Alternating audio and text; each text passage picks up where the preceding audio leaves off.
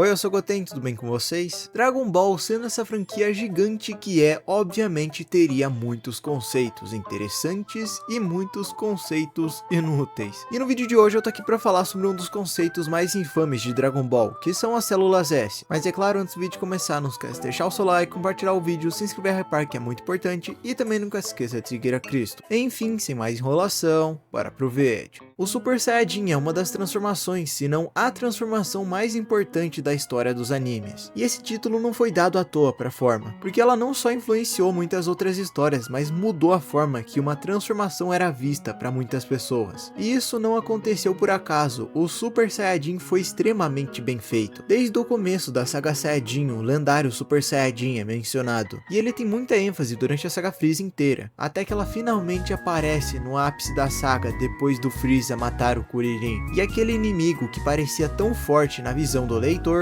agora não era mais tão invencível assim. O grande imperador do universo finalmente havia encontrado a forma que ele tanto temia, e a maior motivação para ele destruir os Saiyajins. Mas curiosamente, essa foi a exata mesma razão do porquê ele encontrou o Super Saiyajin. E depois disso, a gente já sabe o que acontece. O Goku humilha completamente o Freeza e fala que nunca mais quer ver a cara dele. E um ano depois, quando Freeza volta pra Terra, mesmo sem a presença do Son Goku, adivinha só, aquele guerreiro lendário aparece novamente. O Super Saiyajin derrotaria Freeza pela segunda vez. E a principal solução que os guerreiros encontraram para derrotar o Monstro Cell foi uma nova etapa no Super Saiyajin. Então é natural que a gente pense que essa forma significa alguma coisa. Mas o que aconteceu? Chegou a Saga Buu e dois garotos de 5 a 7 anos de idade se transformaram como se não fosse nada. Toda aquela transformação e mística que tivemos da forma antes foi simplesmente jogada fora. Goten se transformou aos 5 anos enquanto treinava com a sua mãe, que apesar de ser forte para o padrão humano, não era exatamente uma guerreira formidável. E Trunks, filho de Vegeta, aparentemente se transformou enquanto brincava com o Goten. Mas as coisas não podem piorar, não é mesmo? Bom, na verdade sim, porque durante Dragon Ball Super nós somos apresentados ao Universo 6, que é basicamente um espelho do Universo 7. E diferente do nosso, os Saiyajins não tinham sido exatamente aniquilados. Não só isso, como eles foram retratados como claramente superiores fisicamente aos que a gente conheceu. E é claro, é aqui onde aprendemos sobre a energia nas costas.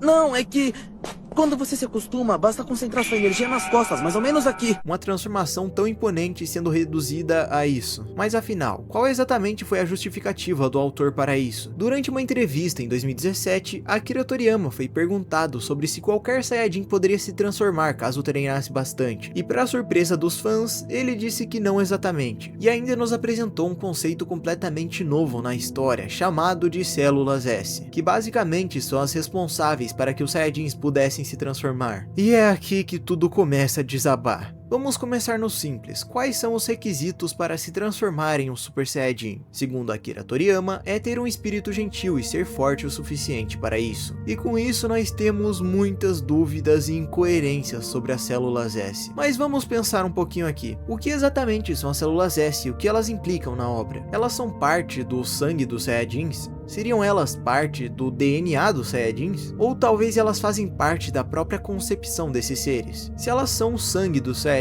elas fazem parte de um órgão separado deles? Se sim, o que acontece se elas perderem eles? Se não, o Kuririn poderia se transformar em um Super Saiyajin caso recebesse sangue do Goku? Você percebe o tanto de dúvidas que a existência desse elemento por si só cria na cabeça dos fãs? E principalmente, a falta de resposta acaba causando? Porque as células S foram mencionadas nessa entrevista e só, porque nem o anime nem o mangá decidiram tocar nesse assunto. E olha que já fazem 8 anos desde que esse conceito foi introduzido.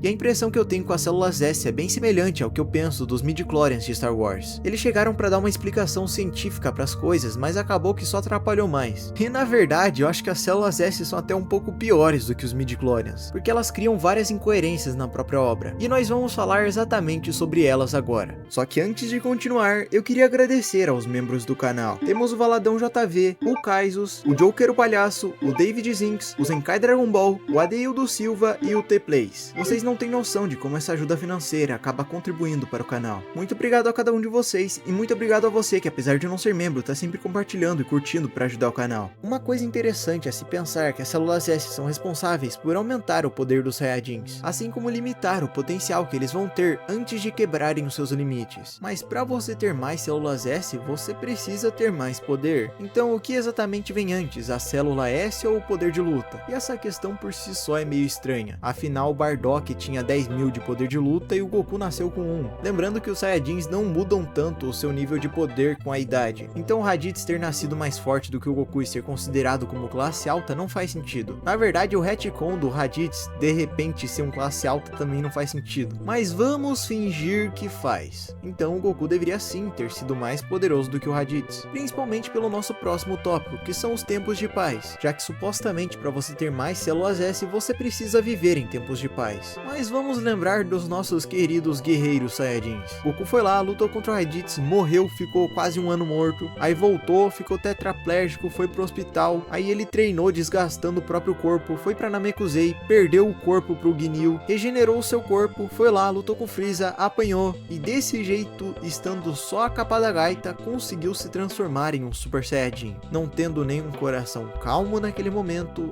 não tendo poder o suficiente naquele momento e não estava com toda certeza em momentos de paz. O Vegeta então que ficou se torturando para conseguir a forma nem se fale. Mas curiosamente no Trunks esse conceito foi até que bem fiel, mas apenas na versão criada pela Toei, porque na versão do Akira não foi, já que na versão da Toei o Trunks simplesmente foi lá e precisou de vários e vários anos treinando e mesmo assim não conseguiu se transformar. Só depois de ver o Gohan que ele finalmente consegue. Enquanto na versão do Toriyama o Trunks nunca teve problemas para se transformar em Super Saiyajin. Mas até se a gente voltar um pouco atrás na história desses personagens, não faz sentido. O Goku viveu literalmente uns 12 anos de paz no mínimo. Mesmo assim ele tinha 10 de poder de luta e não conseguia se transformar. Ah, mas é porque ele era fraco. Então tá bom, o Gohan ficou parado por 7 anos e ele ficou mais fraco. O Goku ficou parado no outro mundo sem ter nenhuma ameaça de verdade e ele só ficou um pouco mais forte graças ao Super Saiyajin 3, que foi algo que ele desenvolveu. O máximo de argumento que você pode usar para defender isso é o Goku e o Gohan ficando em paz antes de ir lá derrotar o Cell e o próprio Goten e Trunks. Mas esses dois bonecos por si só também são incoerentes, já que supostamente as células S são passadas de pai para filho dependendo do quanto eles têm naquele momento. O Trunks foi feito por um Vegeta que era mais fraco que o Vegeta que enfrentou o Android 19, e o Goten foi feito por um Goku que já havia dominado o Super Saiyajin e derrotava aquele Vegeta com um peido no mínimo. Resultado, os dois têm um potencial igual. Na verdade, o Trunks é retratado como um pouco mais forte, sendo que nenhum dos dois treinava de verdade e eles viveram tempos de paz. E os Saiyajins do Universo 6 então nem se fale. Eles têm muitos problemas e vão até mesmo além do que nas costas. Primeiramente sobre o Kiabi. Supostamente os Saiyajins daquele universo salvam outros planetas de ameaças. Logo, beleza, boa parte deles são bons, mas não significa que eles estejam em paz, já que a justificativa para eles serem tão fortes é que supostamente eles lutam muito para salvar os outros planetas. Ou seja, não estão vivendo um período de paz. E as coisas pioram ainda mais quando você olha para as meninas, porque ambas não são pessoas boas, elas são rebeldes e roubam as coisas dos outros, então não tem isso de espírito gentil ou coração bom, como elas são delinquentes e faziam parte de uma gangue. E eu não acho que isso seja exatamente uma vida pacífica. E as coisas pioram ainda mais quando a gente pensa no Yamoshi, mas eu acho que é melhor falar sobre ele em um outro vídeo.